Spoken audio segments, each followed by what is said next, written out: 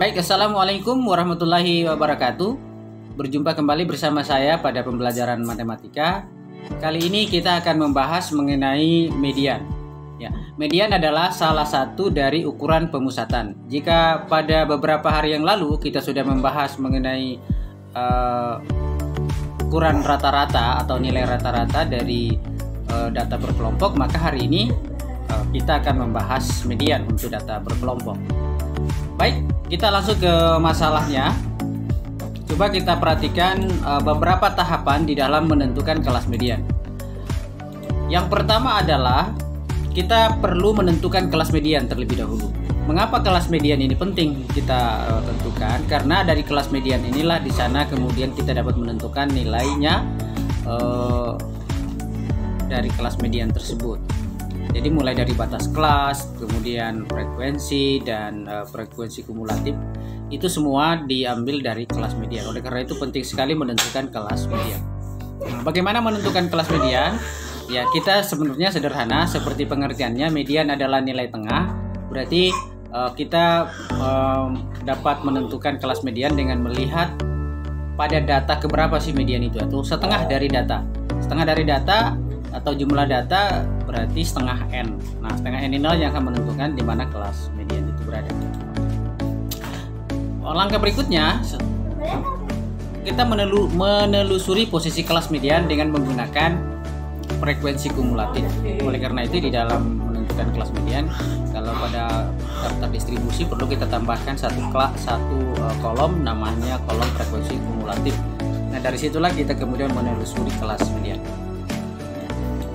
Langkah berikutnya, jika kita sudah menemukan kelas mediannya, maka selanjutnya kita tinggal menentukan tepi bawah kelas median, lalu panjang kelas, kemudian frekuensi kumulatif sebelum kelas median dan frekuensi kelas median. Oke, mari kita coba perhatikan tabel distribusi berikut. Ya, ini masih pada tabel distribusi yang sama dengan nilai rata-rata. Jadi di sini ada kelas, ada 5 kelas. Kita juga sudah membuat tepi kelas, ada titik tengah, ada frekuensi, dan di sebelahnya ada frekuensi kumulatif. Nah, mungkin ada yang bertanya bagaimana Pak cara menentukan frekuensi kumulatif? Ya, tentu ini mudah ya. Pertama, untuk kelas yang pertama ini ada 19. Dari mana 19? Ya, dari frekuensi 19. Artinya pada kelas ini hanya ada 19 data. Nah, kemudian di kelas kedua, jadi kelas kedua sampai kelas yang pertama ini itu ada 34 data. Dapat dari mana 34? 19 ditambah dengan frekuensi kelas yang kedua yaitu 15. Jadi 19 tambah 15 34. Nah, ini. Kemudian 34 tambah 21 55, 55 tambah 16 17, 71, 71 ditambah 9 80. Sehingga kita peroleh frekuensi kumulatif seperti pada kolom ini, kolom frekuensi kumulatif. Oke, setelah itu kita coba menentukan kelas mediannya dengan rumus setengah N. Nah, N ini apa? N ini adalah jumlah frekuensi atau jumlah banyaknya data. Jadi banyaknya data di sini 80, setengah dari 80 berarti 40. Nah, 40 ini 40 ini ada di mana? Nah, kita telusuri, caranya menelusuri begini. Ini 40 itu menunjukkan data ke.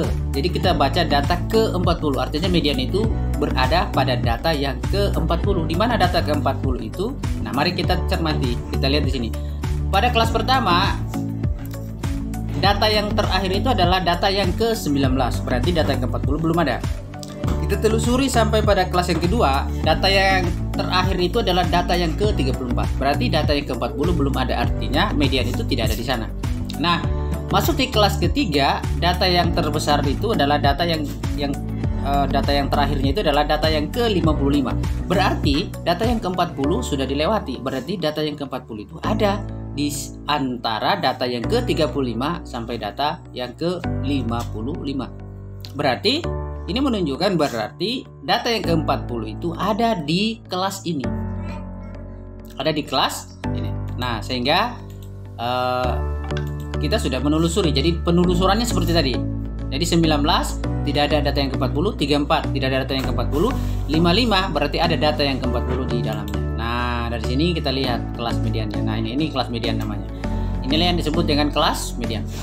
Setelah kita sudah menemukan kelas median, maka langkah selanjutnya kita menentukan ini yang akan kita penuhi ini. Dari rumus ini tepi bawah panjang kelas setengah n FI ya. Nah, yang pertama adalah 34. Apa 34 ini?